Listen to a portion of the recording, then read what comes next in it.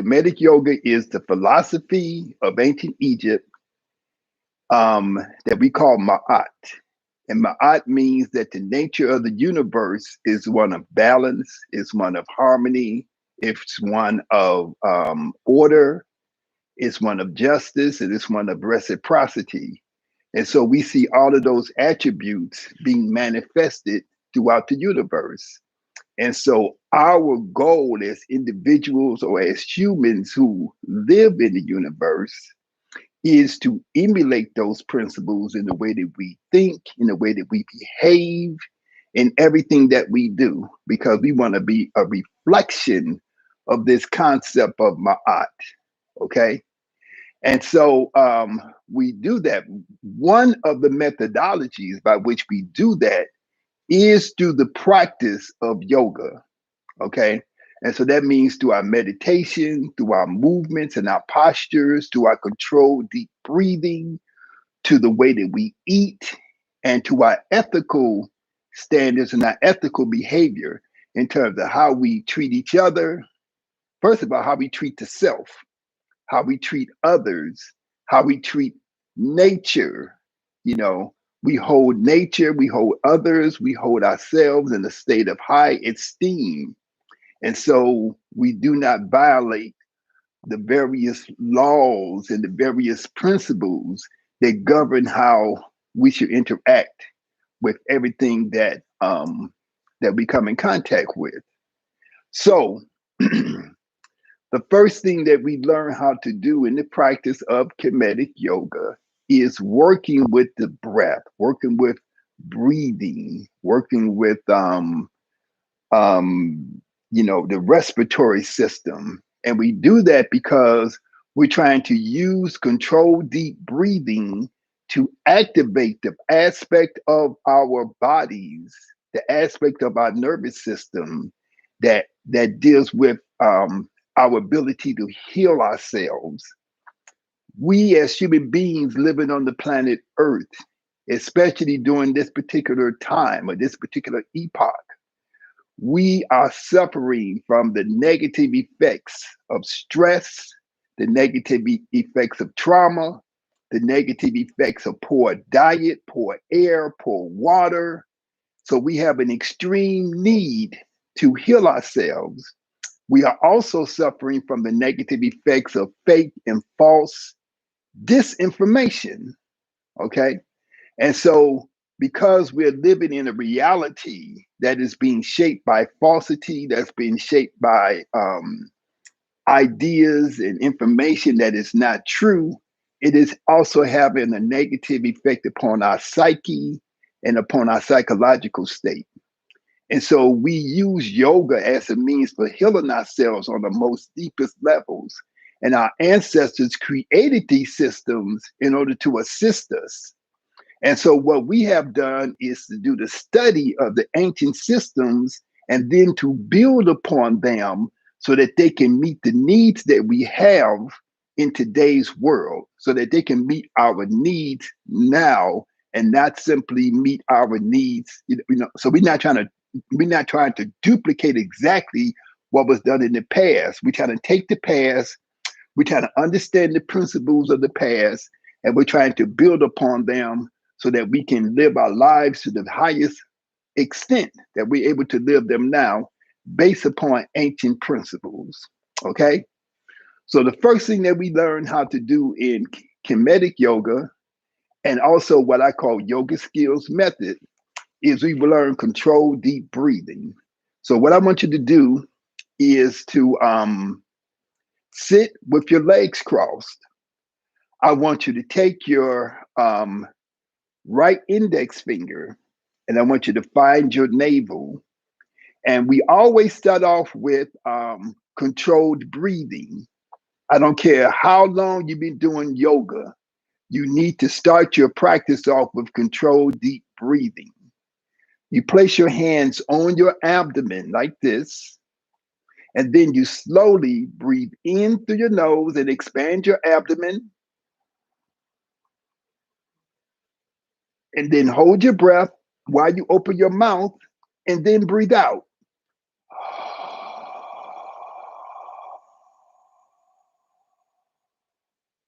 Then close the mouth and breathe in through the nose.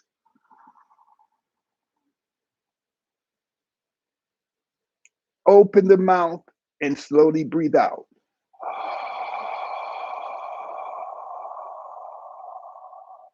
One more time. Breathe in through the nose. Open the mouth and breathe out.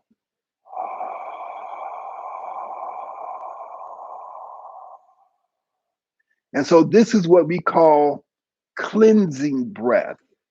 We begin our practice with expelling old air, old stagnated air that can become trapped in the lungs.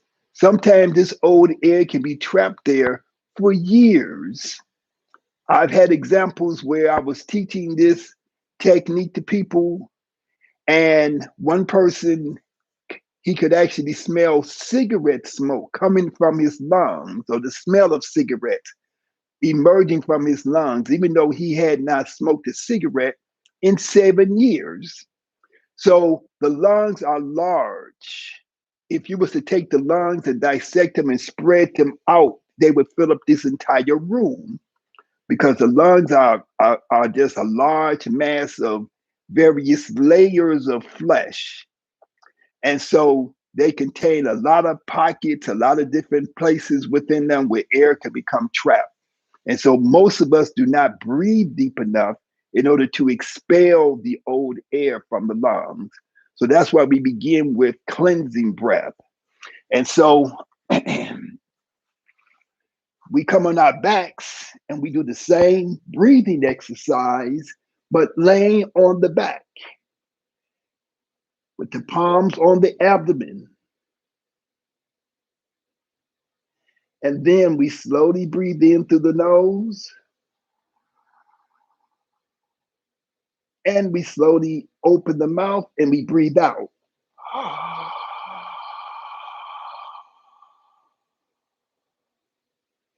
And we close the mouth and we breathe in.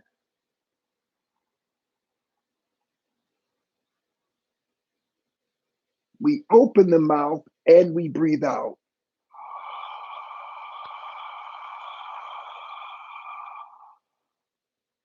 We close the mouth and we slowly breathe in.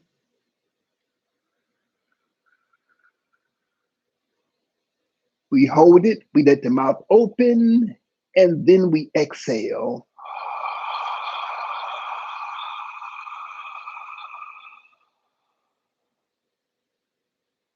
So that's what we call cleansing breath. When we finish the cleansing breath, we go into Sahoo pose. We place the right hand on the lower part of the chest, the left hand on the back of the right hand. We allow the thumbs to touch and make a pyramid shape. And from here, we go into a state of total relaxation, what our ancestors in ancient Egypt called resut kwed, which means to be asleep and also awake at the same time. So we want to allow the body to go into a state of deep relaxation. We're going to breathe in through the nose slowly. And we're going to exhale out through the nose slowly.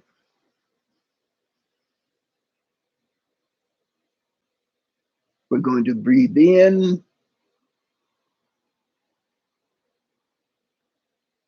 Hold the breath or pause it. Slowly breathe out.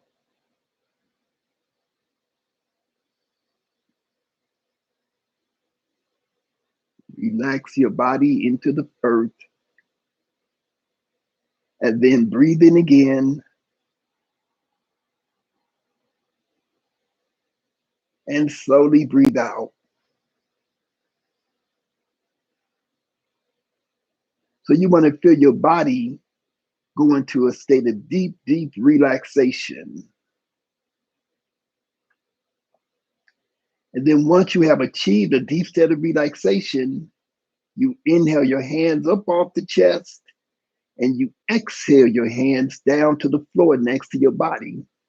And you bring your legs together, you bring your feet together, and you flex your feet towards you. contracting your thigh muscles, and you place your arms next to your body with your palms flat, and you lift the head and shoulders. You bring your chin to your chest. You elevate your hands above your thighs, and when you exhale, you squeeze your abdominal muscles, and your body floats up as you breathe in. And you come up to a sitting position, and your hands come down, and your hands rest upon your knees. And you breathe in, and you slowly breathe out. Now, we have a lot of videos on our channel that takes you through a more extended version of these breathing exercises, Sahoo pose, cleansing breath, and deep meditation. So check those out when you have a chance to get really much more deeper into these practices. So what we're going to do now, we're going to work a little bit on our sun salutation. You're going to come up onto your hands and knees. And you're going to bring your thighs together. You're going to bring your feet together. And you want to fold your toes underneath your feet. You're going to put your hands next to your legs. And then breathe in. And then breathe out and take a seat onto your heels. Place your palms to your thighs. Now breathe in. Slowly breathe out. As you are breathing in, raise your arms up to shoulders height. As you exhale, come onto your hands and knees. Lift your feet and wiggle your toes. Point your feet and place your insteps down. And then place your hands next to your legs and breathe in. And as you are exhaling, release downward and have a seat onto your instep with your buttocks to your heels, your palms resting upon the thighs. In ancient Kemet, this was called the Sesh pose. Sesh is spelled S-E-S-H. The word Sesh means scribe, the one who writes the hieroglyphs. Hieroglyphs is called Medu Necher. The hands come into a pyramid. We place the palms to the floor. We breathe in. And as we exhale, we lower the chest to the thighs. And we want to bring the forehead into the pyramid. And breathe in. Slowly breathe out. Now, we're going to add a little bit, but another little bit more challenging pose into this. So if you're not ready, then just sit this one out and watch. We're going to go into Kepra. Breathe in. Spread your thumbs away from your fingers. And as you exhale, put your thumbs into the middle of your feet. As you breathe in, lift your chest and arch your spine. And as you exhale, come onto your forearms. Relax your neck, let your head go back. Bring your head up. Push your hands against the floor and breathe in and come up. And then exhale and bring your hands forward.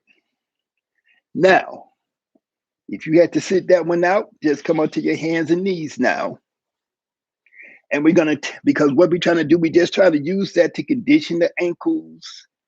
I want you to take your right foot, bring it to the front. We're going to go into our lunge position. We're going to bend the toes of the left foot and we're going to lift the left knee up. We're going to lower the hips. Now breathe in. And as you exhale, place your left knee down. Point your left foot, put your instep down. Place your arms underneath your right thigh. We're going to go into this next phase of the lunge called kneeling Tekken position. We breathe in. We breathe out, hands together. We inhale, left hand behind the right hand, and we exhale the hands down, to the right knee. And then breathe in. And then focusing your thigh and your hip as you exhale, releasing, lengthening your leg. And then inhale, lift your chest, exhale, arch your spine. Bring your head up, bring your chest down, separate your hands, ease your hands down. Now, we want to add a little triangle pose to this mix. Come up onto your left foot, bend your toes, and feel your weight coming to the ball of your left foot. Turn the bottom of your left foot flat. Place the weight to the outer edge of your left foot. Place your right hand to the inner part of your right foot. And then place your left hand to your right wrist. And let your left hand slide up your right arm until your hand gets to your chest. Once you get your hand to your chest, turn on your waist and turn your whole body out. Make sure your elbow is pointing straight up. And then inhale and lift the left arm. Turn the left arm to the front. And then exhale and bring the left arm over the ear. Inhale and lift the left arm. Exhale and bring it straight down next to your right hand. Put your right hand to the opposite side of your right foot. Now you come up onto your left toe and you inhale the right leg up and you exhale it down. Now you're going to go down like a serpent into Wajet. You breathe in, you bend at the arms as you exhale. You go forward. Inhale, lift up. Exhale and arch your spine. Now breathe in and breathe out. Fold your toes, lift your knees. Inhale, and then adjust your feet. And then exhale, get your heels to the mat. As you are breathing in, come up to the balls of your feet. As you exhale, touch your knees down. Lift your feet and point your toes. Place your insteps down. Move your right hand in front of your right knee. Your left hand in front of your left knee. Sit down with your buttocks to your heels. Bring your right forearm down. Bring your left forearm down. Now breathe in. This is called Heru Im Akit. Breathe in. Breathe out. Extend your arms. Inhale, lift your elbows. As you exhale, move forward. As you inhale, lift up. As you exhale, arch your spine. Fold your toes underneath your feet. And as you breathe in, lift up. Adjust your feet. As you exhale, press back. As you breathe in, come up to the balls of your feet. As you exhale, touch your knees down. Lift your feet and point your toes and breathe in. And then as you exhale, release backwards. Put your buttocks to your heels, your chest to your thighs, and your forehead to the floor. Now breathe in and breathe out. Now come up onto your hands and knees. And we're going to repeat the lunge on the opposite side. So take your left foot and bring it forward. Bend the toes of your right foot and lift your right knee. Bend at the toes, point that right heel up, lower your hips. Now breathe in, exhale the right knee down, and then point and place your instep down. Place your arms underneath your left thigh. Now you're breathing in and you are breathing out. You inhale your left hand behind the right and you exhale your hands down to your left knee. And then breathe in. And as you exhale, release downward into your thigh, into your hip. You want to get more lengthening in your quadricep muscle of your thigh, in your hip joint. And then as you breathe in, you lift your chest and you exhale. Arch your spine, let your hair go all the way back. Let your head come up, let your chest come down, separate your hands, ease your hands down towards the ground. Bend the toes of your right foot, lift the right knee, and then rotate the bottom of the right foot flat. Let the left hand come to the inside of the left foot. Let your right hand touch your left wrist. Let your right hand slide up your arm until your palm gets to your chest. Turn on your waist. Extend the right arm straight up. Inhale the right arm to the front. Exhale and extend over. Inhale and lift it up. Exhale it straight down next to your left hand. Left hand to the other side of your left leg. Come up to the toes of the right foot. Put the right knee down. Put the left leg back. Put both your thighs together and breathe in. And then breathe out. Bring your forehead down. And inhale. And slowly exhale.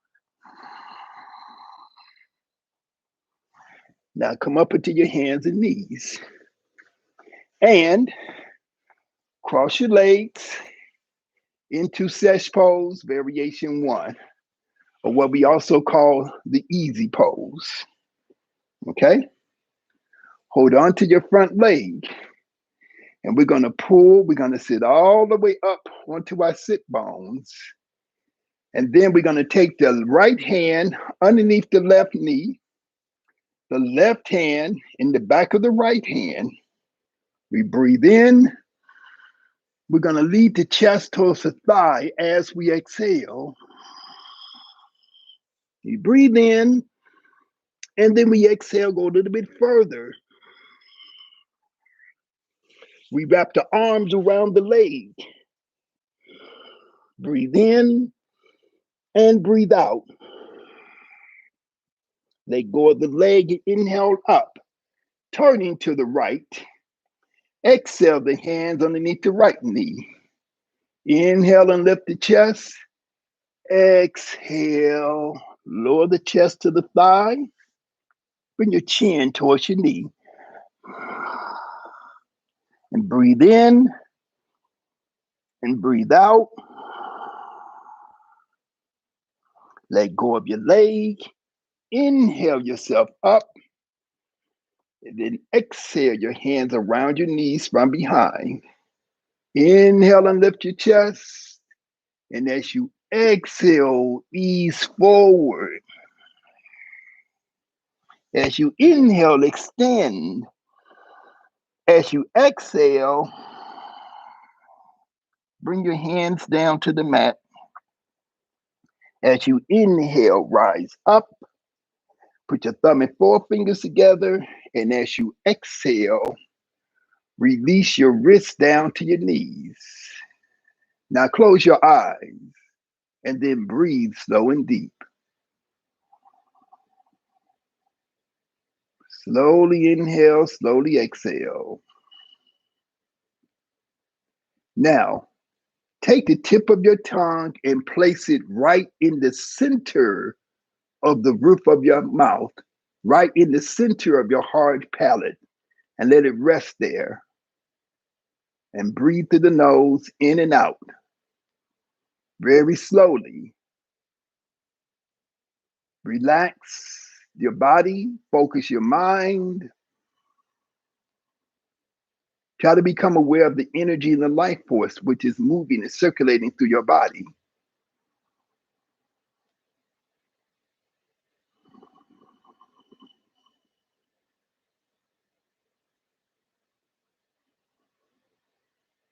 Okay? Now uncross your legs, wiggle your toes, and shake out your knees.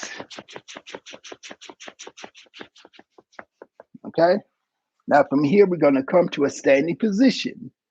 You're going to bring your knees up.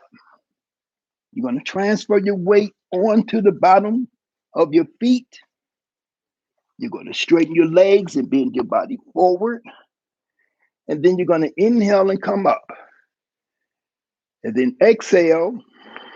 Let your weight sink to the bottom of your feet. Okay, now, what I want you to do is to face your screen, and I want you to turn your mat sideways like this. We're going to work on a series of movements we call triangle pose. Triangle pose is really good because it helps to open up the hip joints.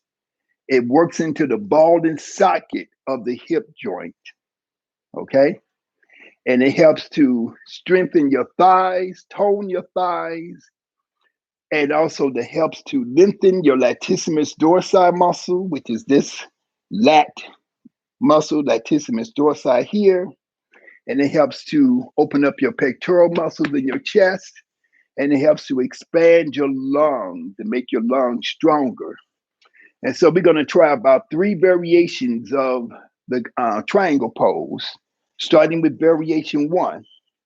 So what you want to do is bring your feet out about the width of your shoulders, about 3 to 4 inches, 5 inches at the most, past the width of your shoulders. So not too far, but not too much in. You want to turn your toes inward. So you don't want to be like this, right? You want your toes to turn inward so you can push the weight of your body to the outer edges of your feet. Okay? Now, on your right, let me see. Let's do it on the left side. Take your left foot and lift it, come up on your heel. And notice what I'm doing. I'm rotating on my heel, turning my foot out to the left. And then I'm bending my knee, placing my foot flat. Now notice that my knee is lined up with my ankle. Okay? Now, I'm turning my chest and my upper body to the front. I'm keeping my back leg straight with my weight on the outer part of my back foot. I'm going to take my left arm, this part of the arm, the forearm, I'm going to put it across my thigh. I'm going to put my right hand to my hip. Now, if you turn down like this, turn up and out. Keep your neck aligned with the rest of your spine. Take your right arm and extend it straight back. Now rotate your entire arm and point your arm and your palm up towards the ceiling. And then as you breathe in, you lift your arm straight up to 12 o'clock. When you exhale, extend your arm over next to your ear. And you want to lengthen all the way out to your fingertips. Breathe in, breathe out. Inhale the right arm straight up. Exhale it down and grab and touch your right hip. Put your left hand to your thigh and then lift up. Exhale. Now come up on your left heel. Pivot your left foot back to the front. Now readjust your feet as you need to. Relax and breathe. Inhale and exhale. Hold on 1 second. I got my heat on. It's a little bit hot here in Chicago. I mean, it's a little bit cold in Chicago. So I got my heat on, but now it's too hot. Okay, now come back. Again, with your feet about 4 to 5 inches past the width of your shoulders. So you can see this pyramid shape that I'm making, right? See the pyramid. Your body is always like a series of different pyramid shapes. You're going to come up on your right heel and you're going to pivot on your right heel. And so what we are doing essentially is that we are rotating in this hip joint. And we place the foot flat and we bend the knee. When we bend this knee, we're keeping this leg straight We bend this knee and we start to engage. Hit that thigh. Engage in that thigh muscle. You can feel your quadricep muscle here. You can feel your T-band muscle on the outside of your thigh. And then you're going to take your forearm. You're going to put the middle of your forearm across the middle of your thigh. And you're going to put your left hand to your hip and you're going to turn your entire pelvis out, turn your chest out, facing your camera, facing your screen. And then you take your left arm and you extend it out. And you rotate your left arm. And then you breathe in. And make sure you bring your arm up to 12 o'clock. Straight up to 12 o'clock. And then when you exhale, lengthen, reach out and extend. And then hold this position and breathe in. And slowly breathe out. Now breathe in and lift your left arm back up to 12 o'clock. Exhale, bend at the elbow and put your left hand to your hip. Put your right hand to your thigh and then push up. Come up onto your right heel and rotate your right foot back to the front. Now adjust your feet because sometimes your feet may slide out a little bit wider than what you want them to be. So you adjust your feet a little bit.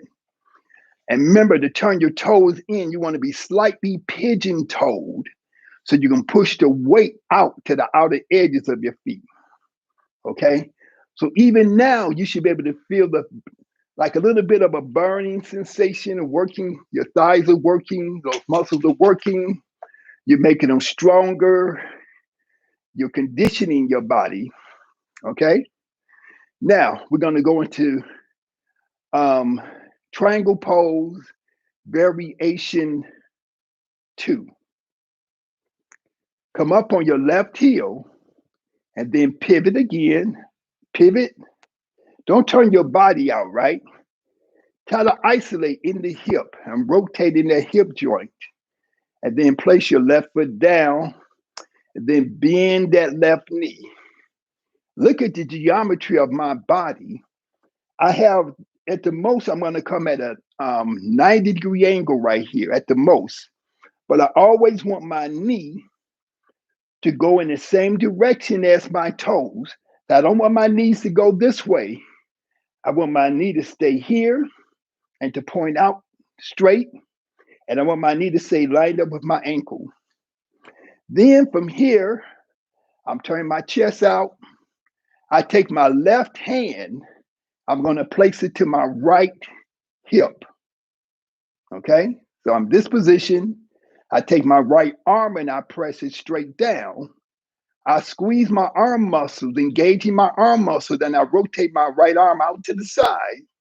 And as I breathe in, I lift my right arm up. And as I exhale, I want to release in my left hip and bring my left shoulder down to my thigh. I breathe in and I breathe out. And as I breathe in, I rise up, push against my left foot. Turn my right arm out, and I exhale the right arm down. I let the left arm come down.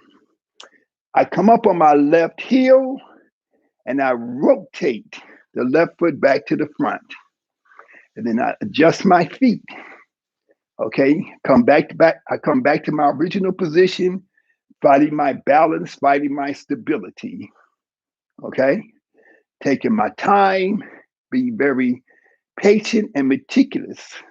Okay, I want to make sure that my toes are all lined up on the same line. I'm going to pivot on my right heel. Notice how I lift my foot up and I rotate. I rotate from here. Then I place the foot flat and I bend the knee. Okay.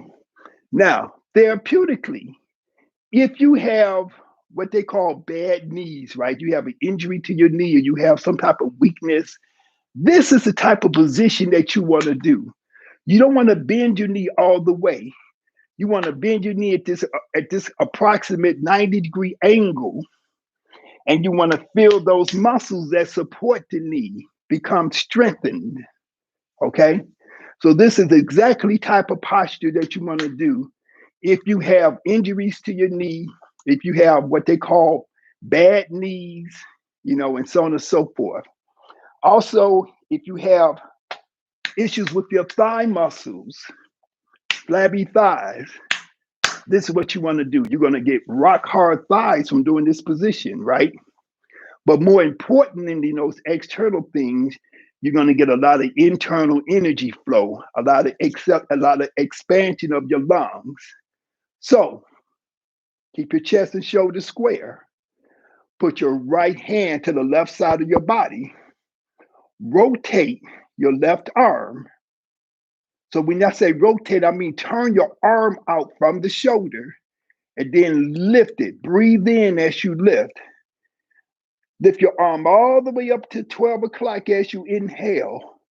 And then as you exhale, release in that right hip and bring the shoulder down to the thigh.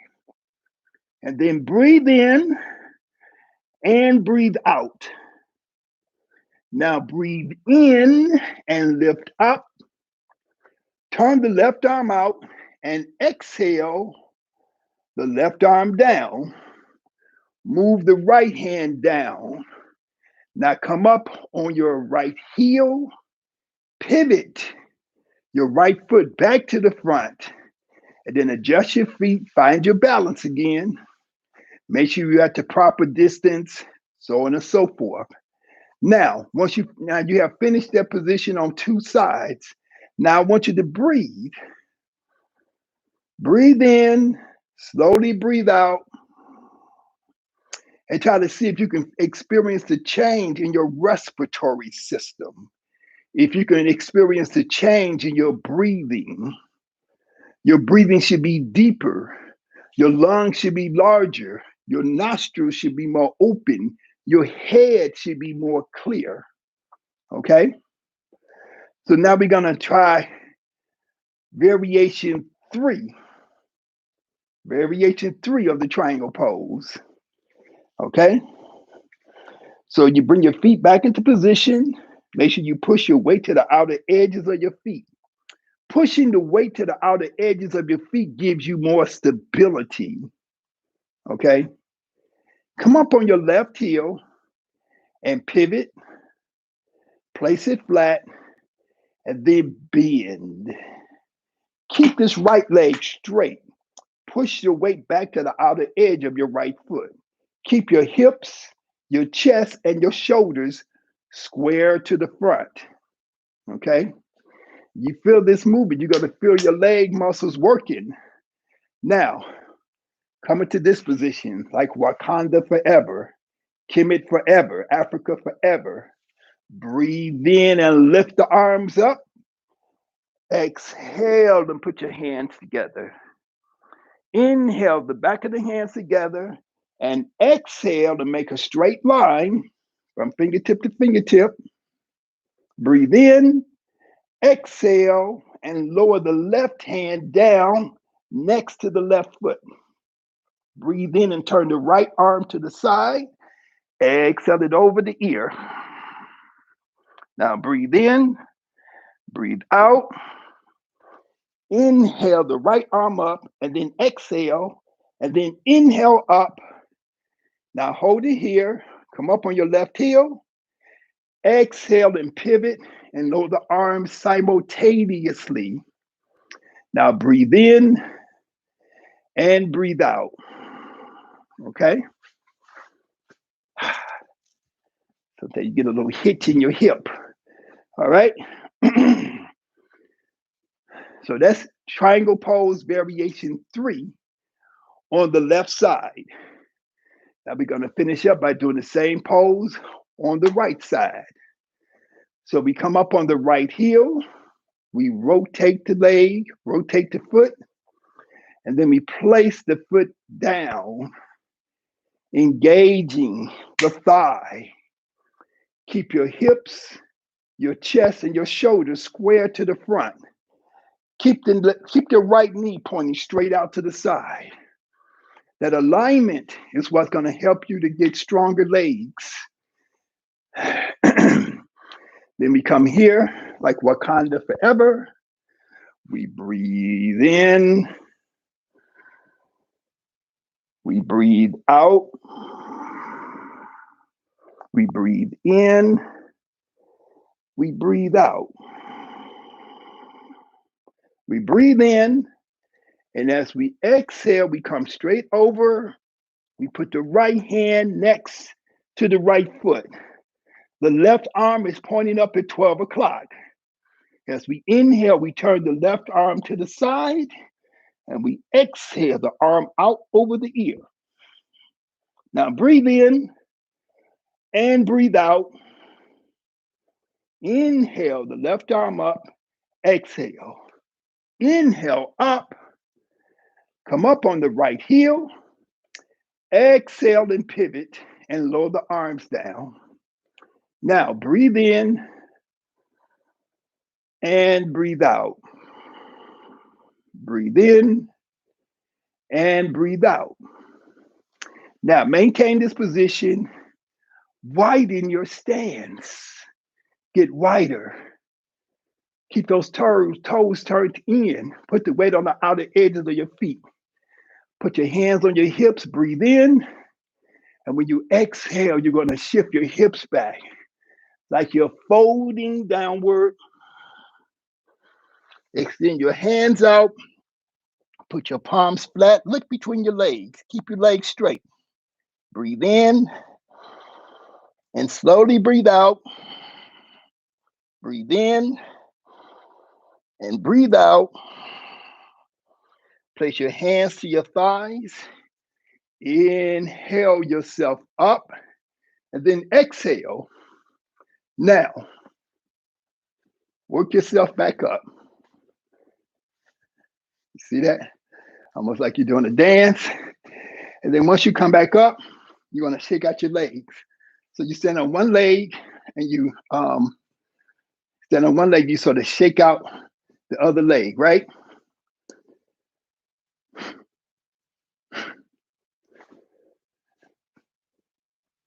Shake it out. Okay? Now, let's have a seat. Because now your knees, your ankles, your hips, everything should be a little bit more nicer, a little bit more open. And then we breathe in and we slowly breathe out. And we let the body relax. We just put the thumb and the forefingers together. Let the wrist rest on each knee. Tip of the tongue connected to the roof of the mouth. And then breathe in and breathe out. And breathe in and breathe out.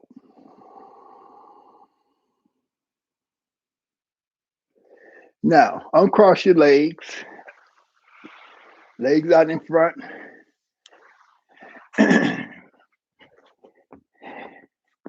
And we're going to take the knees. And we're going to let them bend slightly. So make a slight little pyramid shape with your knees. And then sit up onto your sit bones. Extend the arms out. Rotate the arms and breathe in. Exhale your hands together. Inhale and turn your arms forward. And as you exhale, reach for your feet. Lengthen your spine. Release your neck and shoulders. And breathe in and slowly breathe out.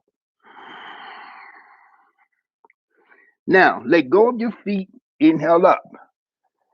Put your legs flat and exhale your hands to your knees. And then breathe in and slowly breathe out. Now let's stand up again. Okay? We stand up.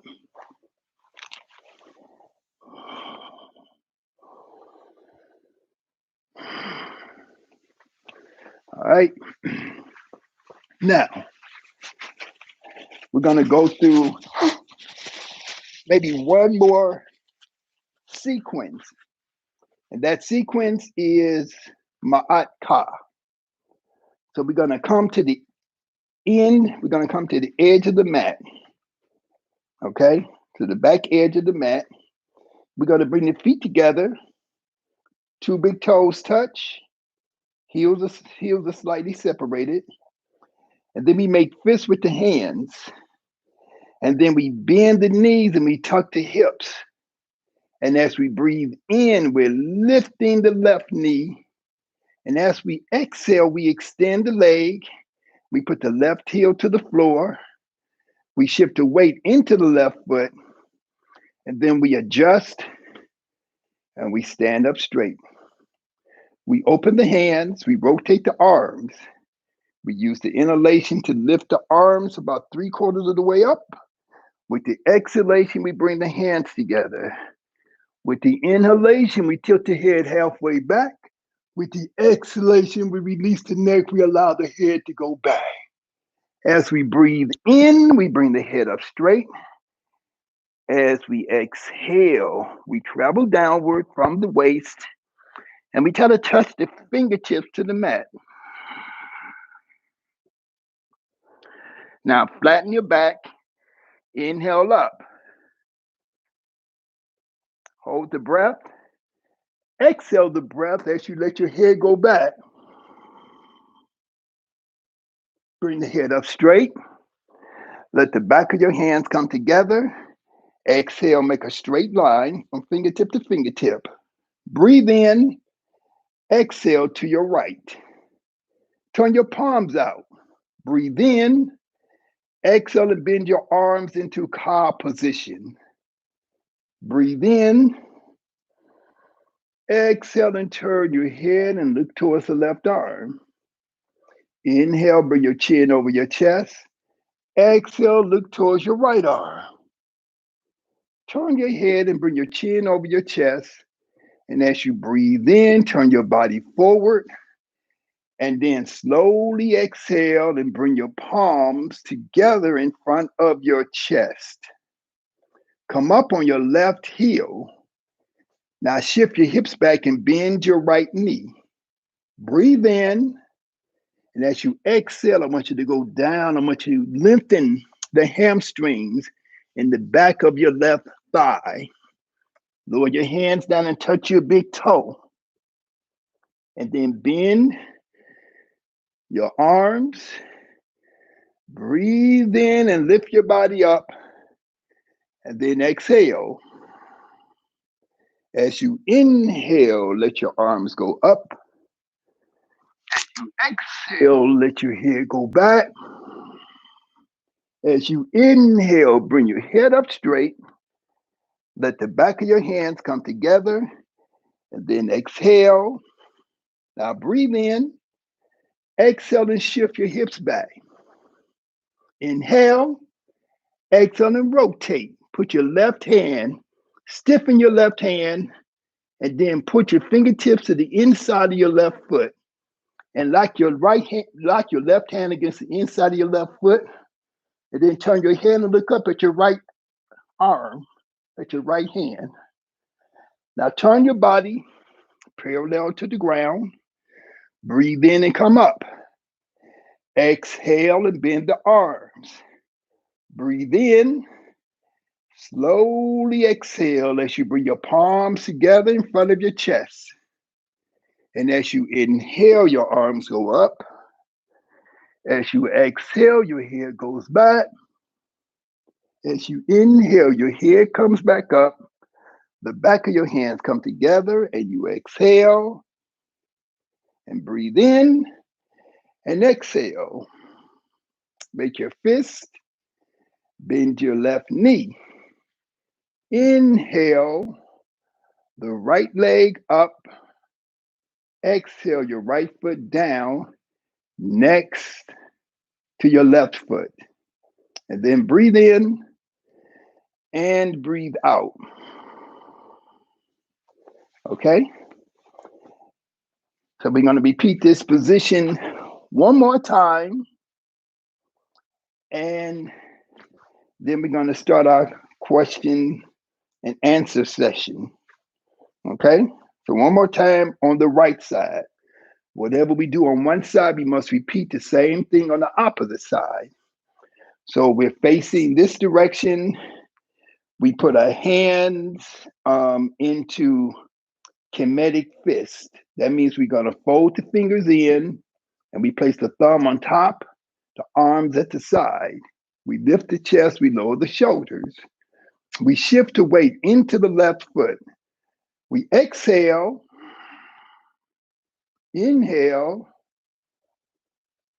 exhale, lower the heel, transfer the weight into the right foot, lift the left foot, find your adjustments, open up your hands, rotate your arms, breathe in, breathe out. Breathe in and tilt your head back. Exhale, release your neck. Breathe in and let your head come up. Shift your hips back and exhale. Touch your fingertips to the mat.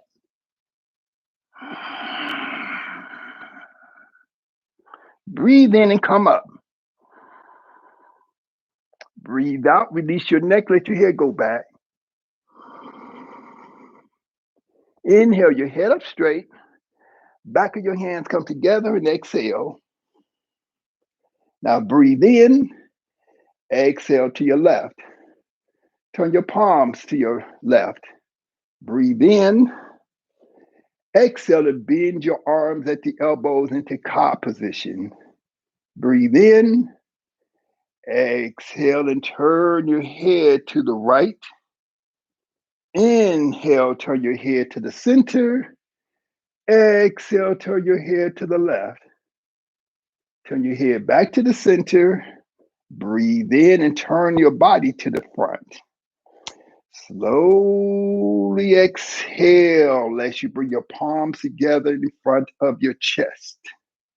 Come up on your right heel.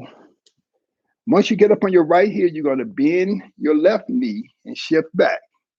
And then breathe in and breathe out. Let your hands come and touch your big toe. Bend your arms. Inhale up. Exhale. Put your palms, put the bottom of your feet flat. Inhale and elevate your arms above the head. Exhale and release your neck. Inhale and bring your head up straight. Let the back of your hands come together and exhale, make a straight line from fingertip to fingertip. And then breathe in and exhale. Breathe in, exhale and rotate. Stiffen your right hand, lock it to the inside of your right foot. Turn your head and look up at your left hand. Now turn your body parallel to the ground. Inhale up. Exhale and bend. Breathe in. Slowly exhale and compress the energy between the palms. Now inhale and let your arms go up. Now exhale and release your neck, let your head go back.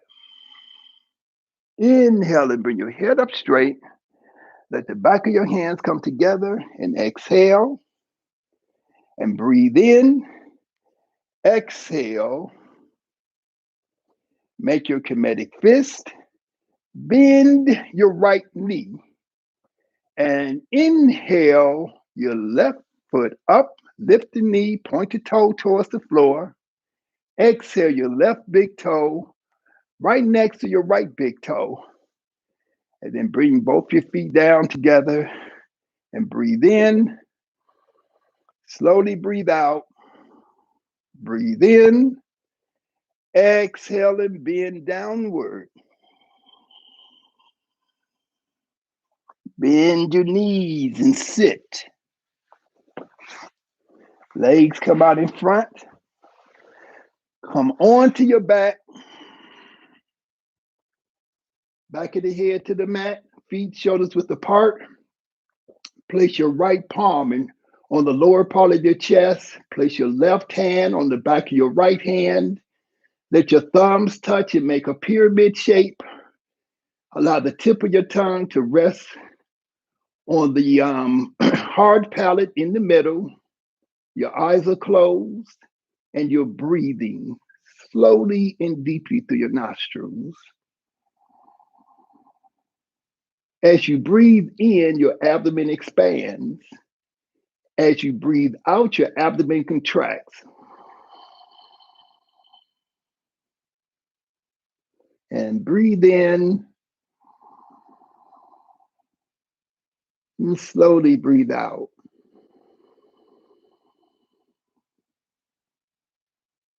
And breathe in.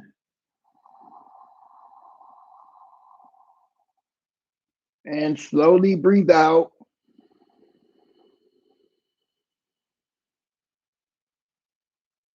And breathe in. And slowly exhale.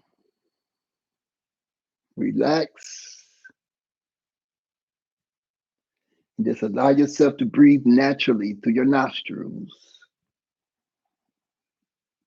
Allow your body to relax deep into the earth as you inhale and then exhale the breath.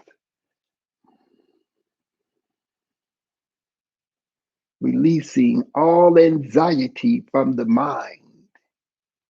Releasing all thoughts of anger, frustration, sadness, uncertainty, and self-doubt out of your mind, out of your consciousness as you exhale the breath.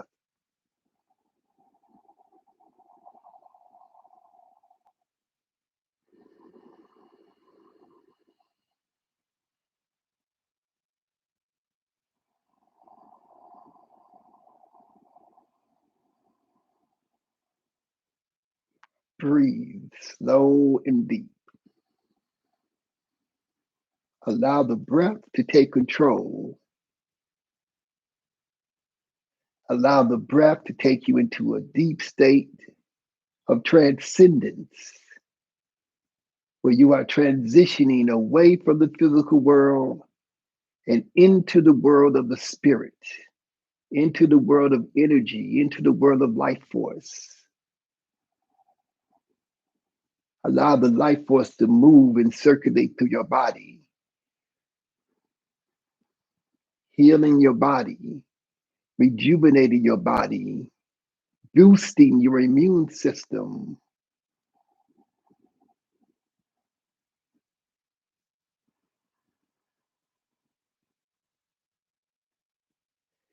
Now, bring your hands up off your chest and then exhale your hands down next to your body. Bring your legs together, let your feet come together, flex your feet towards you, arms next to your body, lift your head and shoulders, bring your chin to your chest, elevate your hands above your thighs, exhale to squeeze your stomach, inhale and lift up, and then exhale, lower your hands down to your knees, release your shoulders, and breathe in and breathe out. And breathe in and breathe out. Okay? So that is going to end our practice session for today. And I'm going to open this up to some questions that anybody may have. As I wait for your questions, I want to say that, the purpose of doing this is for health for longevity, for vitality. Angel eyes, what food do you suggest we should be eating? I think food is, a lot of it is it's a personal matter, but for in my philosophy, I recommend that we eat a plant-based diet. By plant-based, I mean as much non-animal food as possible, if not completely non-animal foods, right? And so one of the big issues about, let's say, having a vegan diet is that it's feared that you may not get enough B complex vitamins, right? Like vitamin B12 and B6 and so on and so forth. So what I recommend that you do is that you make your smoothies every day. And when I make my smoothies, I put bee pollen, I put spirulina, I might put moringa in it, I might use maca powder. Um, all of these are superfoods that contain all of your amino acids because people say, well, if you eat an all vegan diet, you may not get all of your protein. Protein is made of amino acids. There are 21 amino acids, and there's 7 primary amino acids. So if you're taking bee pollen, spirulina, moringa, um, you're going to be getting all of your amino acids. You're going to get all of your B complex vitamins, that you need. And so, because these vitamins, these B complex vitamins, they're not stored by your body, they're what you call water soluble. So that means you got to get food into your body that contain them every day. You can get some B complex vitamins. You can get amino acids from, eating cheap, like eating eggs and some, milk to some, not milk, but meat to some degree. But you're going to also get a lot of other stuff, right? That you may not really want in your body. So try to get your B vitamins, try to get your amino acids from plant-based foods. If you eat a lot of green leafy vegetables and you juice your green leafy vegetables too, and you make you like a carrot, kale, beet, celery, parsley, apple, ginger, and turmeric drink, that's a very powerful drink. You get a lot of stuff from that. So that's what you want to do. You want to get your juicer, get your blender, get you a high quality blender, a high quality juicer. I think I have videos on my YouTube channel that talks about which juicer to get and how to juice it and what to put into your juices and stuff like that. So check it out and you can find it there. Tiffany Bradshaw, you say, why is it that I can feel the energy flow through my limbs in Kemetic Yoga versus Hatha Yoga? I don't really know because to me, yoga is yoga. But when we practice yoga, we are saying move the energy. We are putting the emphasis on creating that flow of energy with our consciousness, is along with moving the energy with the breath. So this is how energy moves in the body. On the inhalation, and but you have to do this with your consciousness. On the inhalation, you move the energy up from the lower chamber of the body, up the spine, you bring it to the crown of your head, and you bring it to the middle of your forehead. On your exhalation, you're supposed to move the energy through your arms and into your hands and down your legs and into your feet. And so we tried to do this with our consciousness, right? And so we try to coordinate the breath along with the movement. And also, because we're doing ancient Kemetic symbolic representations of energy, of spirit. When we're going through these different poses that we're doing, they come from ancient Egypt. These are very unique. You don't find like the last sequence we did called Ma'at Ka. You don't really find that. You don't find it at all in the Indian system. Nothing wrong with the Indian system, but this is a uniquely Kemetic system. And from my perspective, Kemet and now Valley civilization in Africa is much older than any other civilization in the world. Okay. So and so there's a lot of secrets there. There's a lot of insight you can gain through that practice, that'll give you some idea and so on and so forth. Okay.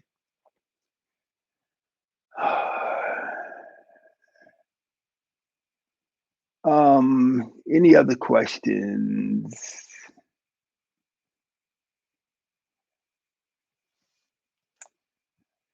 Yeah, I don't really see a lot of questions I can answer. Let me go back up to the top. Um,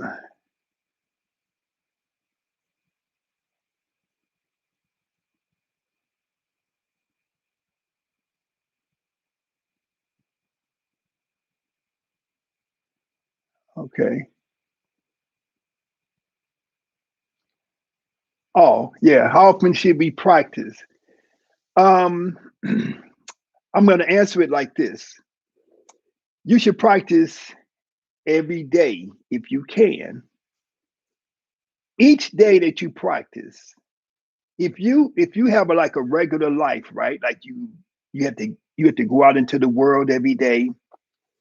If you practice before you leave out for the day, you will have a better day. Your day will be more successful. Each day, this is where we look at it. Each day is a new opportunity to create your reality or to recreate your reality. So each day we have to look at each day as a new opportunity. And so what we want to do is be able to practice our movements, our postures, our breathing, our meditation in order to heighten our energy and in order to stimulate our vibrational frequency and in tune our vibrational frequency towards the frequencies of the universe that are associated with success, with success and self actualization. Okay. And so we do that by simply slowing everything down, by simply focusing on our breath, by simply centering the mind and centering the body. When we do our movements and we do our postures, then we are engaged in that whole process. And, you know, the mind becomes sharper.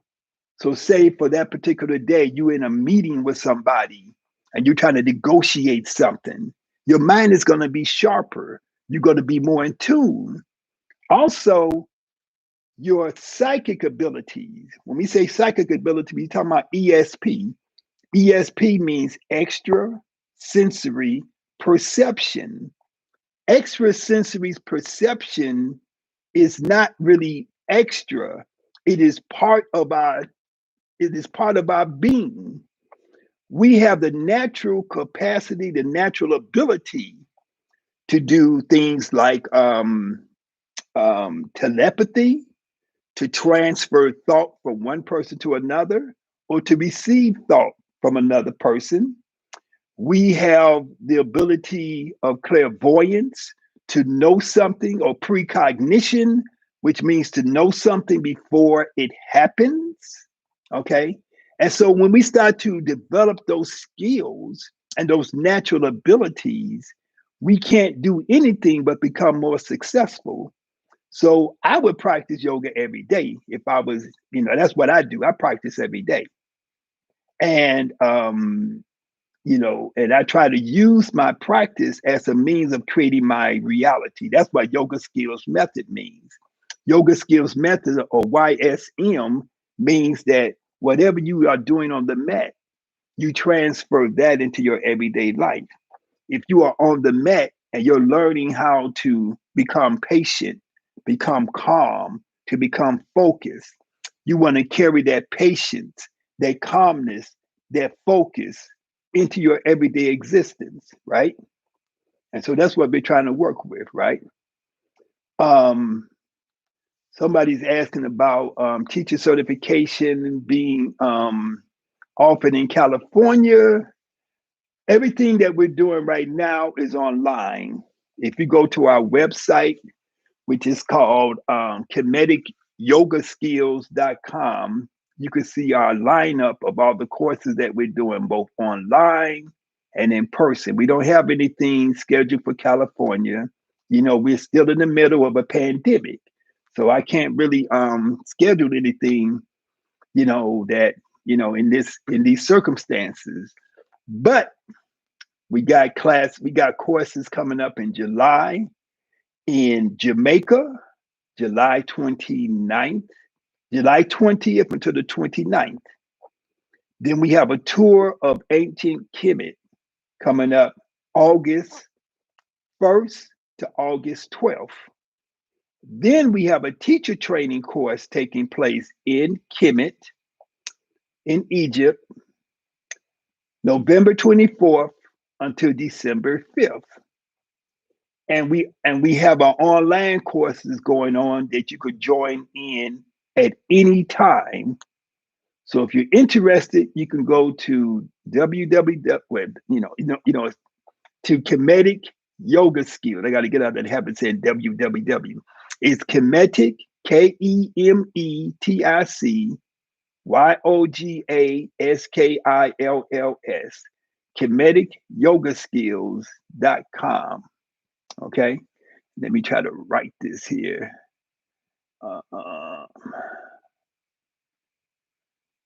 www dot Kemetic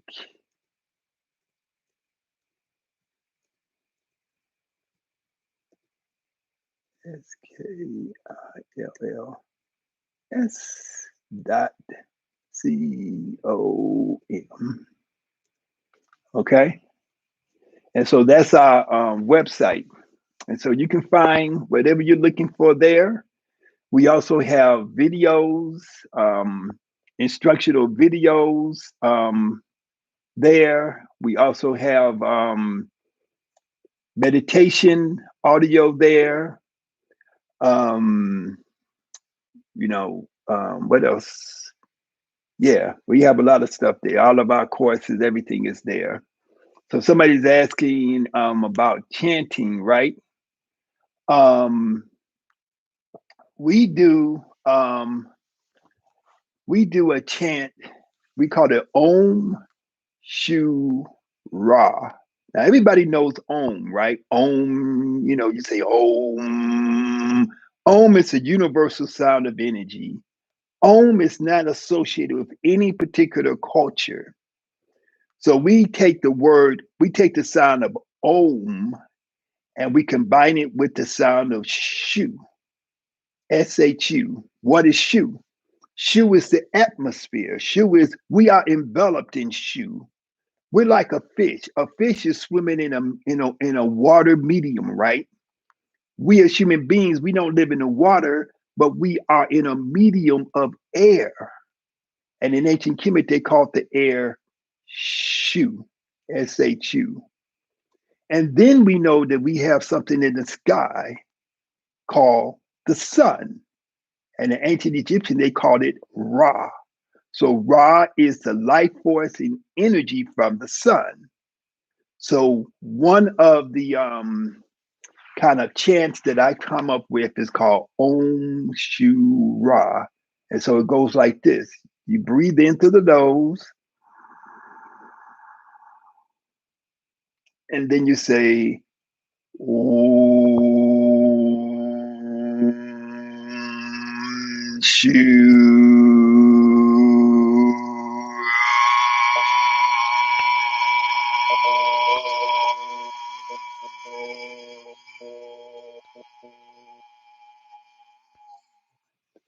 And so it's combining Om, Shu, and Ra, but you're making it on one breath, right? It's one breath. So let's try it again. Let's breathe in.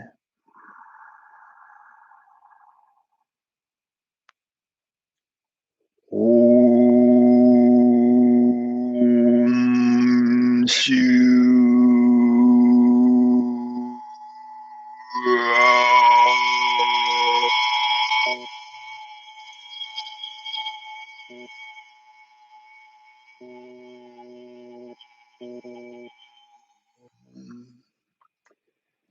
Now, what I have found is that when you make these sounds, that they affect different organs in the body in a positive way. They affect the brain, they affect the heart and the lungs, they affect the kidneys, the liver and the kidneys, okay, in a positive manner. So you want to make this sound vibrate throughout your entire body to bring, because we're trying to intune the vibrational frequency. Our entire body vibrates. Vibration, or the principle of vibration, is one of the 7 principles of ancient Kemet, as enunciated by Tahuti. The Greeks got a hold of these ideas and they called it Hermetic philosophy, and they attributed to their deity whose name is Hermes. But it originates with ancient Kemet, and the figure's name is Tahuti or Thoth. His other name is Thoth, Thoth. And his name is actually where the idea of thought, Thought, comes from. So the idea of even thinking, using the mind or the brain to think, is a Kemetic concept that comes from Tahuti or Thoth. And so there are 7 principles of ancient Kemet, 7 principles, and vibration is one of them. And so it says that everything vibrates, okay? And so what we are trying to do is that we're trying to create vibrational frequency with our body. And when we have anger, when we have frustration, when we have stress, when we experience trauma, it causes the cells, the molecules, and the atoms of our body to vibrate at a discordant vibrational frequency. There's like a sound that it's like if somebody was to scratch the blackboard with their fingernails. It would be a very discordant sound that'll make you squirm, right? And so when you change the vibrational frequency, you are actually improving how your body functions. You are improving how your mind functions. You are improving how you feel. You're improving your health and your well-being. So it's very important to focus on vibrational frequency. The foods that you eat carry a certain vibrational frequency. That's why we say eat foods that come from the earth, eat foods that are energized by the sun. Those are plants. And then we say drink water, good water, take your herbs, and periodically, when the seasons change, what should you do? You should cleanse out your body. So when the seasons change from winter to spring, that's a time to cleanse your body and to cleanse your mind. When it changes from spring to summer, that's a time to cleanse your body and cleanse your mind. When it changes from summer to fall, it's a time to cleanse. When it changes from fall to winter, it's a time to cleanse. Okay. all of your holidays, all of your so-called holidays really have their origins in the changing of the seasons. Okay? And so when seasons change, the vibrational frequency of the earth is changing. And so what we're trying to do is tune ourselves to this change so that we can flow with the change, so that we don't get sick, so that our bodies don't break down and deteriorate as the seasons are changing. Okay, that's all it is. Okay. Um, Let me see. I see some other things here. So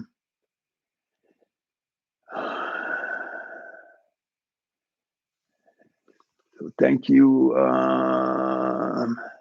Let me go back up here a little bit. Somebody says something. K Dub. So I should be in Egypt for my birthday, is what I hear you saying. Yes, you should come to Kemet for your birthday, K Dub. That'd be a wonderful way to spend. I wish I could go there for my birthday. My birthday is in October, and I've never been there for my birthday. Um,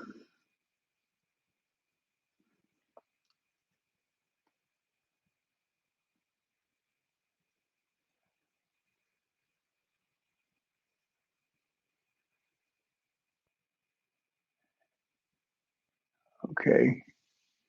Um,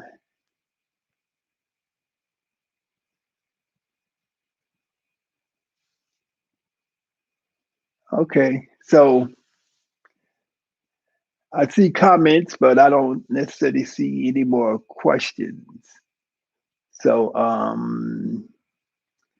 Ambi, you say, I had been primarily plant based for 2 or 3 years, but I struggled with digestion issues and joint issues.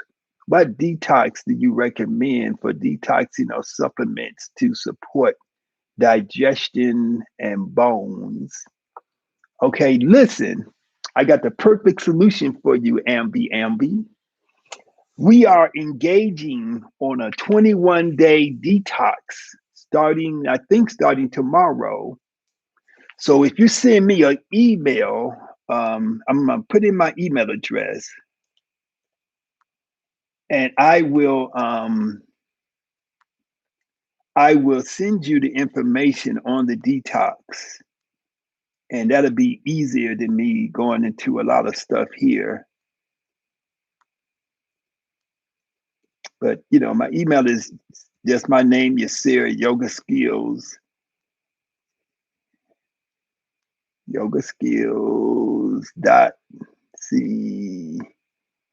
.com. Okay, send me an email, and I will answer your question, or I will send you information. Okay.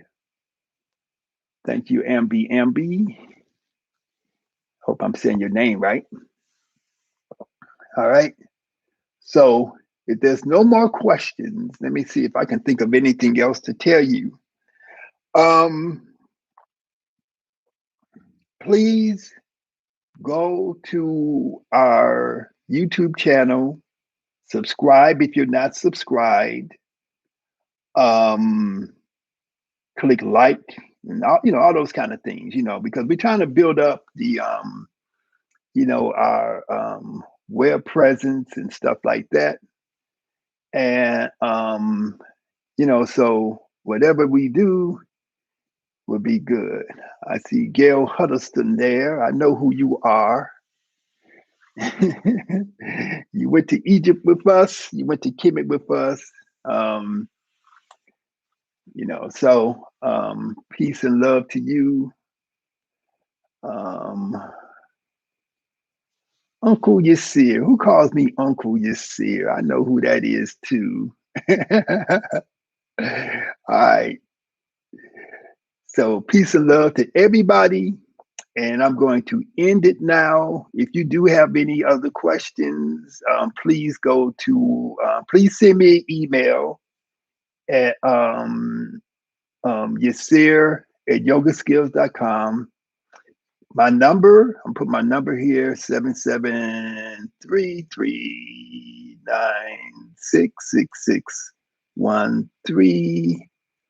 And I'm on WhatsApp. Yes, Quiet Storm. I know who you are in the building. Divine Self Healing. Come on to Jamaica. July 20th to the 29th. We're trying to get people to come. So try to come soon. Go to the website and register.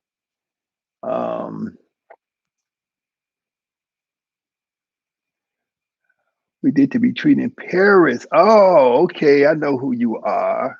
Egyptian sister. Yeah, I remember you. My Egyptian sister. I can't think of your name, but drop me an email and let's talk, or give me a call on WhatsApp. It's been a long time, but I remember you. I remember we were looking at a Coptic church. I think it was somewhere in Paris, right? Um, yes. So thanks a lot to everybody, and I will. If it's Emmanuel, that's right, Emmanuel, Empress Emmanuel, that's right. I remember you very well. Okay.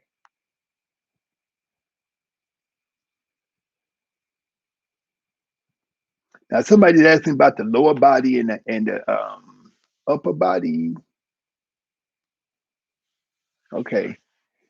Um, how to separate lower body from upper body. I don't know what exactly that means. If you're talking about the physical body or you're talking about this idea, I don't subscribe to the idea that there's like a higher self and a lower self, or animal self and a human self.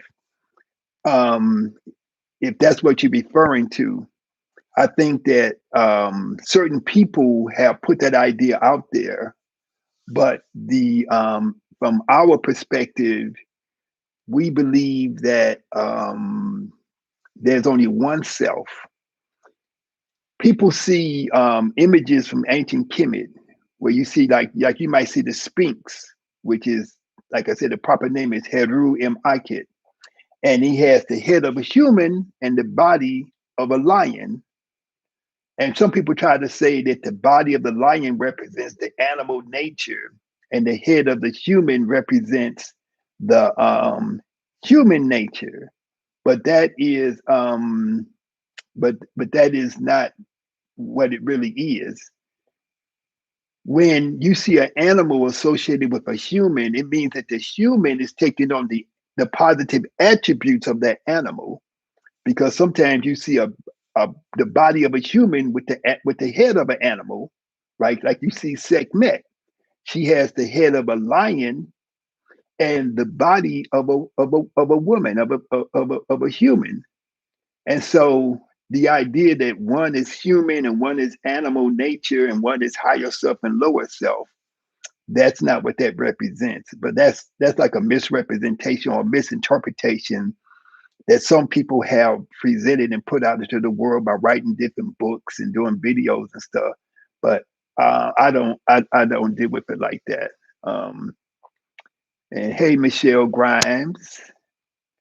And anyway, any other questions? Reciprocity, how to send, how to use all these skills. Okay, any other questions? No. Jeanette, I don't know if I'm saying your name right. Jeanette 7, I thought two cells was Upper Egypt and Lower Egypt, and yoga was unifying the two lands. No, that's Egypt. One of the names for Kemet was called the word Kemet. Kemet is called, the word Kemet means the black land, right? Some people say it means land of the blacks, but it definitely means the black land. Another name they had for Kemet was Tawi. Tawi means united two lands, right? And so there's an image from ancient Kemet from the tablet of Narmer where he is uniting. He was like the first king of Kemet who united what they call Upper and Lower Kemet or Semai Tawi, right? But that has nothing to do with yoga. It has to do with uniting the two lands, right? Um, Yoga, because it just instead of me going, I can't go into a whole bunch of detail about that, but it, in my opinion, that's not what they were talking about. They were talking about uniting Upper and Lower Egypt in a political way.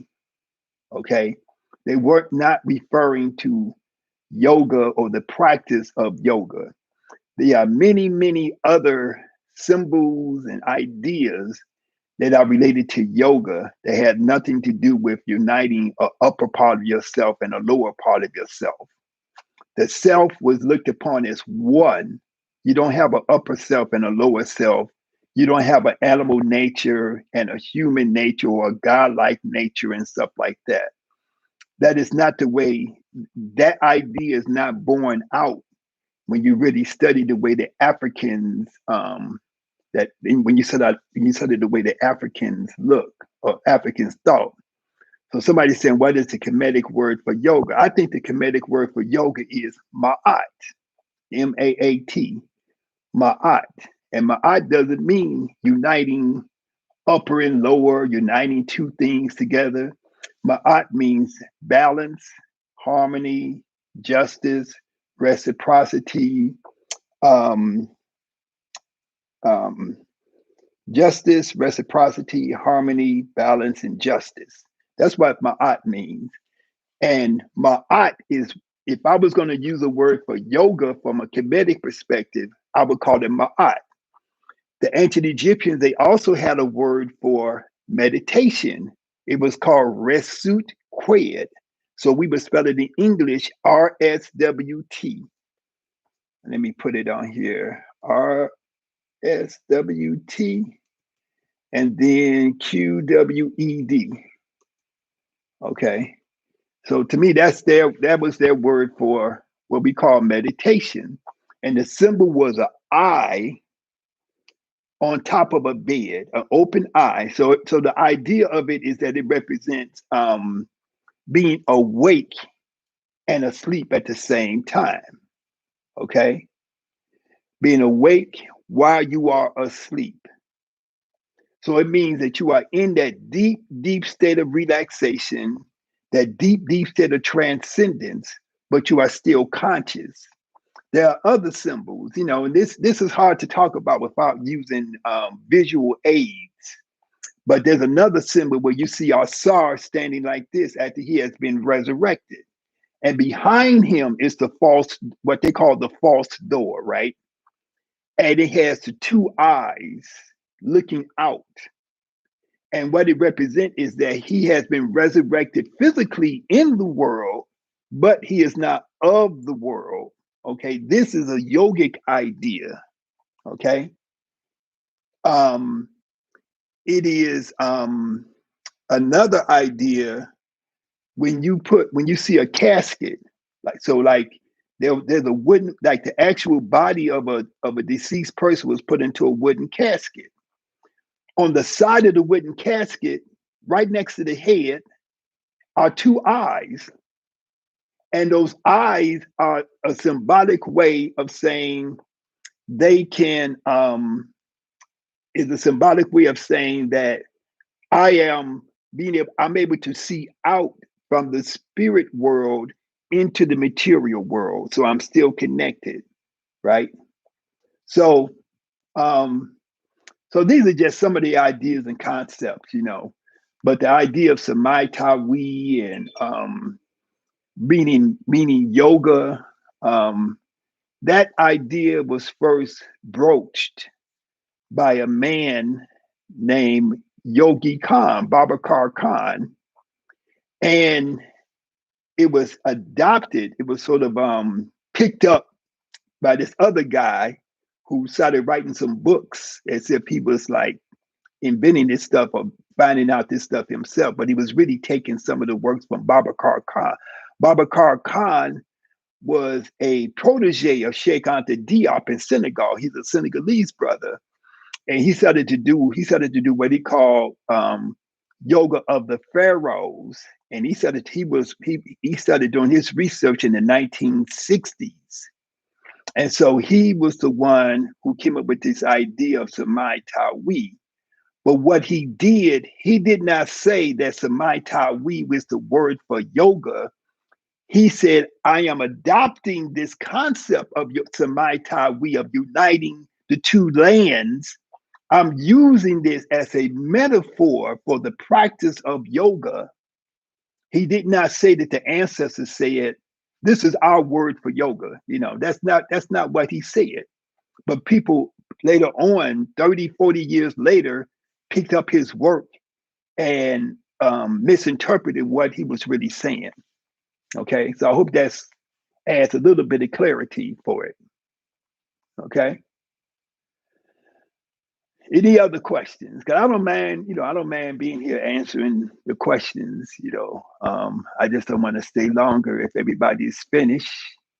Bronze monk, having braces in your younger years has made me a mouth breather. Can I train myself to be a nose breather, or should I get some type of surgery to fully open my nasal passages? Hmm. Um, I don't really know, because if you have something that if you have something that's been physically altered in your body and it's affecting your breathing, um, and I'm not really familiar with the exact things that you're talking about. So send me an email or call me even, and we can talk about it. Okay. You got my phone number there. You got my email address there. So call me or email me and we can talk about it more specifically. Okay. Because I would like to try to help you if I can. Bronze monk. I like that name too.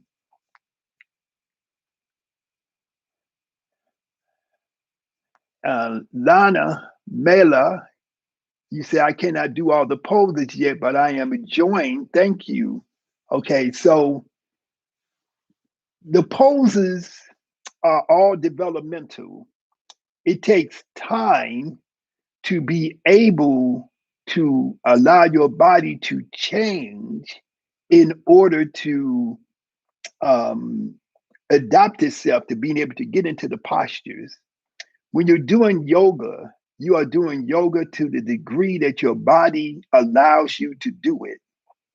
And as you practice, your body begins to change.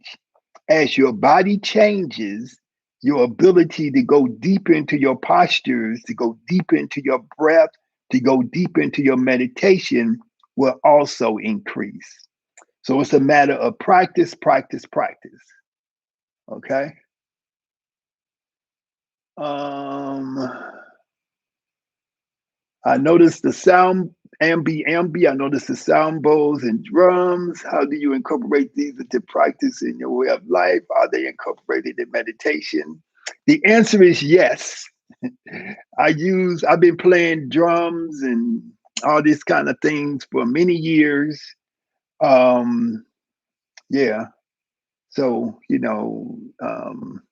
I play the drums, I play flute, I play the sound, the crystal bowls. I do all those things, for my own self. If I have some sessions at my house, I might let somebody play them, or I might play them or whatever. But yeah, we incorporate all the instruments, the musical instruments, because of the vibrational frequency that they make. Okay, and they have a healing effect. Um, Babakar Khan, I think that's what you're asking me, whose name you're asking me about. Babakar,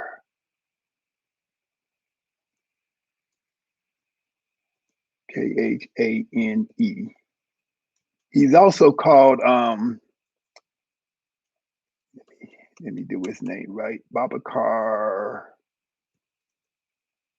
Kha, wait a minute, Khane. He's also called Yogi Khan. Yogi Khan.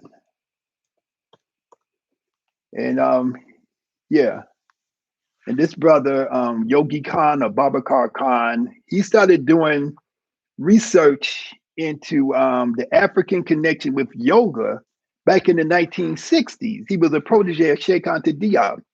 This brother is in his 80s. He's probably close to 90 now. I met him in Paris a few years ago. But Babakar Khan, he Babakar Khan is somebody who started doing his research in the 60s. I learned about him in the late 70s, early 80s, right? So my teacher, Dr. Azar Hapi, and myself, we did our research in the 70s, right? Independent of anybody else. We didn't know about Babakar Khan, these other people, the other guy who wrote these books back, starting in the 90s. We were 25 years ahead of him, right? And so, um, and so when I learned about Babakar Khan, I wanted to meet him, and we would sort of communicate back and forth, but he never, we never was able to connect because he's from Senegal and he does most of his work in French speaking parts of Europe and in French Africa and in Canada, right? In like um, Quebec and all that kind of stuff where they speak French. So I finally met him maybe about 5 or 6 years ago. And we had a good time. We had some really good discussions. That's how I know what I'm talking about, because I'm taking you to the roots of things. I'm not just talking off the top of my head or what somebody said in a YouTube video. Okay. Tell us a bit about our health, mental, physical, spiritual during the COVID pandemic in order to protect ourselves. Also, any view of these vaccines. Many don't want to take it, but it may at some point become compulsory, especially when traveling abroad is concerned. Many are afraid if one must resort to taking the vaccine may alter our vibration, affect our health and drastically or DNA. Uh, your crystal bowls collection are very admirable. Thank you. Okay, so listen, I'm gonna say this. Um, I do research, and I try to do research from the perspective of a scientist. In terms of looking at things scientifically, in terms of cause and effect. I try to look at things in a logical, rational way.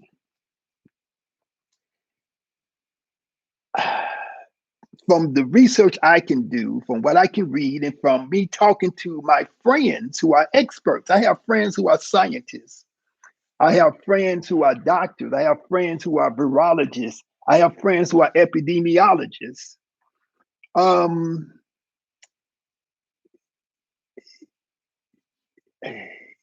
I believe, like I got some little papers, I got some little card in my office that my mother saved. I was born in 1953.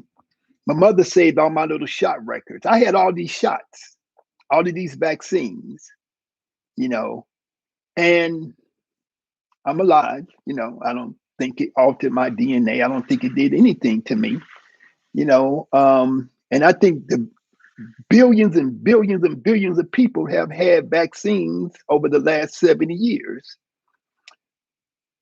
Um, I haven't read anything or been any research that says that there's anything about these particular vaccines that are different than other vaccines, right? So I don't know. I think you have to make your own decision about what you're going to put into your body.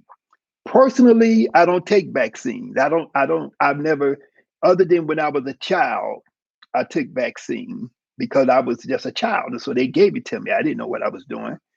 And I took a vaccination one time as an adult When I had to go to Africa, when I was traveling to Africa for the first time, I was very unfamiliar with Africa. I learned, I knew that I had different people who I knew or who I knew of who died of malaria when they went to Africa, right? My children had friends who died of malaria, who died of yellow fever when they went to Africa.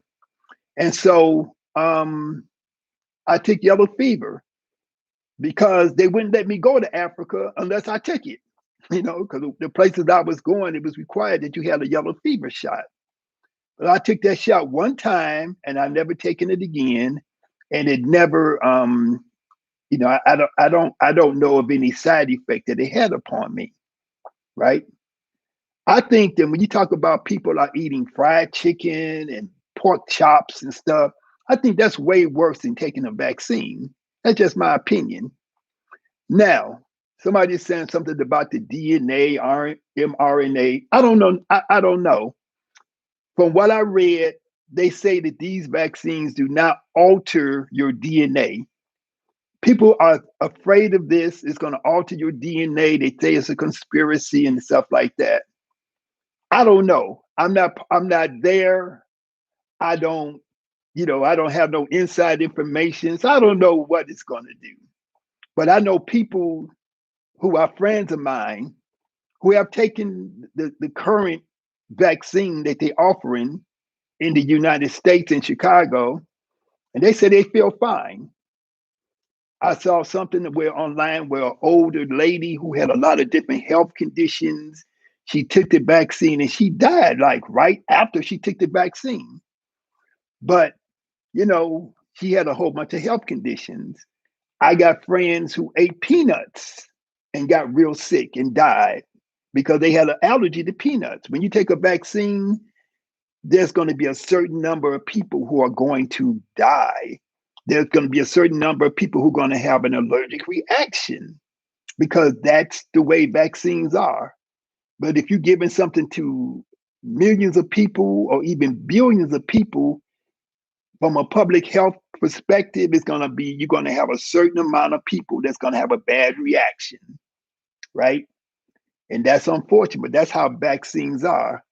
I believe that the government should help everybody boost their immune system by being healthy. I think the government should promote health awareness and they should pay for you to take yoga classes and they should pay for you to go on a cleanse and to get a colonic. That's what I think. I think the government should pass out, supplements and superfoods and things like that. That's what I believe. But I'm not in charge. They won't let me put my program in place. So, so I can't tell people what to do about the vaccine. But what I can say in terms of the COVID, which is, to me, COVID is real. Like, I don't think it's a conspiracy. I don't think it's some man-made thing. I was in college in the 1970s. I was a political science major. We studied in my courses and in my own personal study that as human beings invaded parts of the earth that was never touched before by humans, that we were going to release, or they, not us, because we don't do that, but certain viruses, bacteria, certain types of things that could be highly contagious could be released into the environment, and human beings would not have any immunity to it because we had not ever come in contact with it. Like I used to catch colds. I don't catch colds anymore because my body has an immunity to colds, I think. So I don't get colds because I've been around the cold virus, which is a coronavirus, for a long time. I don't get cold. I never had the flu, except maybe when I was a child or something like that. So I don't get these things. And I do things with my body. I do things for my body to keep my immune system strong. So if you want to keep your immune system strong, you got to keep your vitamin D up. You got to go into the sun, or you got to get your supplement. You got to keep your vitamin C up. You got to keep your B complex. And you got to keep your stress levels down. You can't create stress and trauma for yourself by believing in a lot of different things, or they coming out to get me and stuff like that. If they really coming to get you, you got to do something about it. But you can't make up stuff about them coming to get you, or listen to a lot of the people who are trying to make money off of making stories up that they coming out to get you. That's just what I believe, you know. And yeah, I'm gonna get to that too. Um, yeah, so doing yoga is one of the greatest ways you can build up your immunity to not only um, to stimulate your body's own natural immunity, but also to reduce stress. Anytime you experience stress, you have a negative effect upon your body's immune system. Okay. And so doing yoga, doing meditation, relaxing, so on and so forth. That's what you got to do. Being afraid of anything is not good. I'm not afraid of the virus. I'm not afraid of the vaccine. You know, if I get information that says that it's this or that, I respond to it. But I'm not going to just believe anything that people say. Somebody's asking, do you know much about the connection of the ancient pharaohs and African tribes? I recently found out that my Fulani last name Ba comes from Ba and traces back to ancient pharaohs. Yes, I was in Paris a couple of years ago, and there's a brother there from Senegal who has a bookstore. I forget his name, but I go in there, you know, and I like to go in there because it's always brothers from other parts of brothers and sisters from other parts of Africa. They could just come there to meet. And in a conversation I had with a brother from Congo, he talked about that the people in Congo have a story that the original people, that the first pharaoh of Kemet, whose name is Menes or Aha or Narmer, you know, they got different names that they use, that he came from Congo. And Congo is in Southern Africa, right? But we know that the Nile River goes where? The Nile River begins in Southern Africa, begins in Uganda, or in that whole area around Uganda and Zimbabwe and stuff. And then the Nile River goes north, and it goes all the way and empties into the Mediterranean Sea. And so it goes through Sudan, Ethiopia, all the way through Kemet. It goes to about maybe 13 different countries, I think. So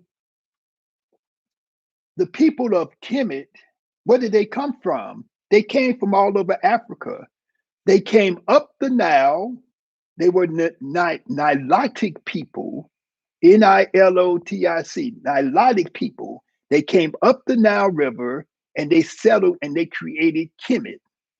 There was also a connection between people traveling from West Africa into Kemet and traveling from Kemet into West Africa. Because at some point in time, thousands and thousands of years ago, there was even a river that connected the Nile River and went west, between west and east, and connected West Africa. Prior to the time when the area which we call the Sahara Desert, prior to the time of the Sahara Desert becoming a desert, that area was lush vegetation. It was savanna. It was very lush. It was agricultural. There was African cultures there for thousands of years before the desertification came. And so, there was, there was Black people there, there was African people there 20, 30, 40, 50,000 years ago who had civilizations and cultures that you cannot find anymore because they either disappeared or they're under the sand of the Sahara and stuff like that. And so, yes, that I think if you read the works of Sheikh Anta Diop, and other scholars, you would find out that there is a cultural connection between all African people, the languages of Africa, the cultures of Africa, the religions or the spiritual science systems of Africa are all connected together, whether you're talking about South Africa or whether you're talking about West Africa, East Africa, or ancient Kemet or Nubia or Kush. The systems are almost identical to each other. The only difference is variations in the language. Okay? Variations in the language. Okay? So, yeah,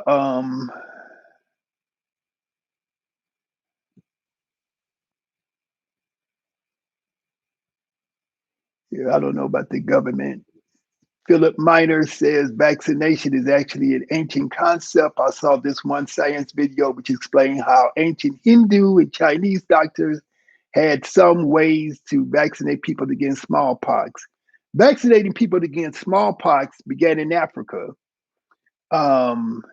and or at least people in Africa vaccinated against smallpox. The idea of taking a minute or inert version of the actual disease or the agent of disease and introducing it to a person to allow their immune system to become stimulated.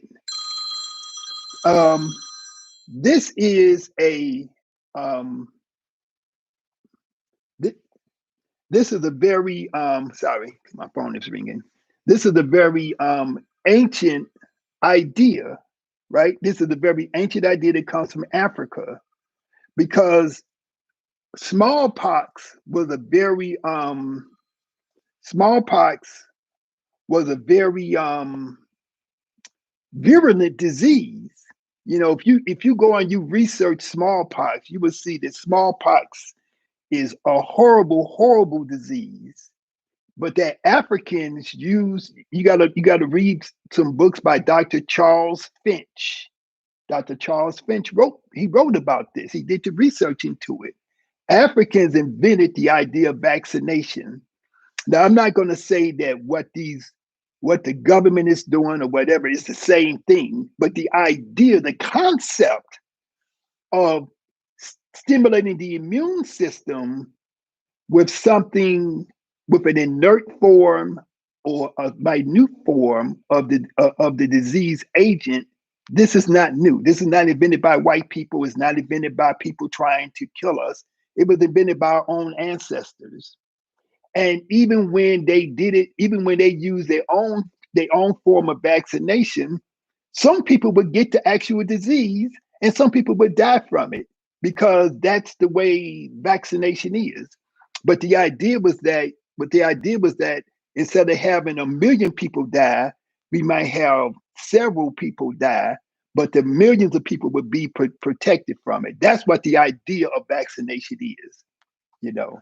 So you can take that and you can do your own research and you can come to your own conclusion, but it's not something I really want to debate or talk about, because it's too divisive between people, and everybody got the idea about the conspiracies and stuff like that. Um,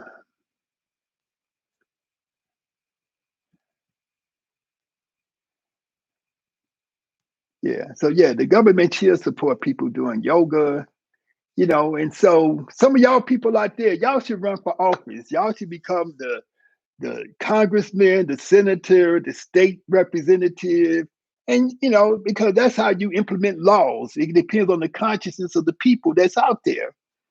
These people that's running for offices and stuff, these are not people that's trying to do the things that we're talking about. We need to have holistic people either agitating for changes in laws, or we need to have holistic people and cultural people running for these offices, and that's the only way things are going to change. When Barack Obama was the president, he never did yoga, but his wife did yoga. She did yoga with me, and he ate healthy, she ate healthy. And so they implemented some of those ideas into the government to the degree that they could, not enough, but they did to some degree, you know. And so because at least they had some semblance of consciousness about these things. So when you have people who have certain type of consciousness get into these positions of authority, get elected to different positions, they want to implement things that make sense to them. And so if you want to have yoga, you want to have healthy foods and stuff become part of the medical system. If you want to have holistic medicine, you got to get involved to make these things happen. You can't just sit back and say, oh, the government is bad, the government is this. What are you going to do about it? Because as long as you're living in this society, you're going to be under the influence of the government, you know. And if you don't want to have to take a vaccination, become part of the government and become part of the rules maker, but become a form of organization that's going to counter that movement of doing those different things, you know. So that's what I say. So I say work. What I do, I try to create my own business. I try to create connections between myself and people all over the world, all over the African diaspora, and that's what I do. But I applaud people who become politicians. Like I applaud like someone like Stacey Abrams and what she did in Georgia. I applaud people, who run for different offices. Like you got that sister in New York who's about to who's talking about she's the attorney general in New York and she's about to maybe prosecute Trump. You got the young sister in Georgia who's looking at trying to make charges against Trump for different things that he did. That's what we need to have, But people got this. You can't just say the government is bad and then you never participate in trying to change it. That's just my opinion, So Daryl McDonald, you say, I have this book called African Slave Medicine, and it talks about the Black doctors and in the forest to start giving their own people vaccination because the white doctors was making them sick. Yeah. Yeah. So, yeah. So anyway, I think I'm finished. So I appreciate everybody's participation. I'm really I could do this all day forever. This video, it will be it will stay posted on Facebook. I mean not on Facebook, on YouTube for people to watch and to come back to later if you want to. I will be doing more I would be doing more videos in the future and so on and so forth. So if anybody have any other questions, anything else they want to share, please send me an email to yasir@yogaskill.com. And so we're going to end by doing our chant 3 times, Om Shu Ra. Okay? So cross your legs. And then slowly breathe in through your nose. Fill up your lungs all the way up to the chest. Om Shu Ra.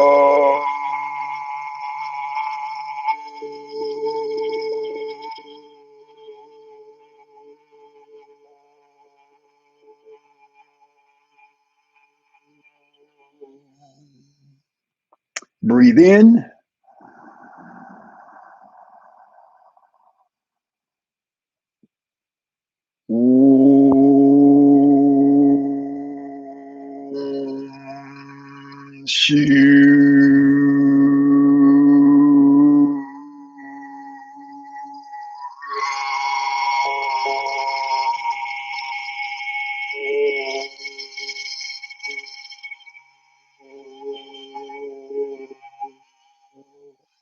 One last time, breathe in.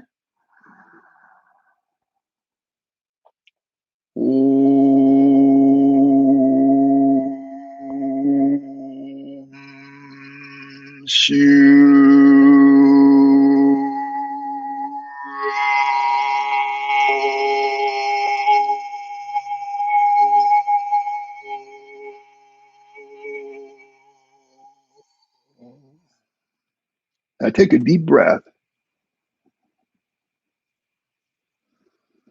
And you should be able to notice an immediate change in your vibrational frequency. So we will end by saying the Kemetic word for peace, Hotep, and then we would say Ankh Uja Seneb. And I see some more questions up here. How does one release the fear of journeying into Nubian Kemet, a young queen being called to lead the European way? Asking here.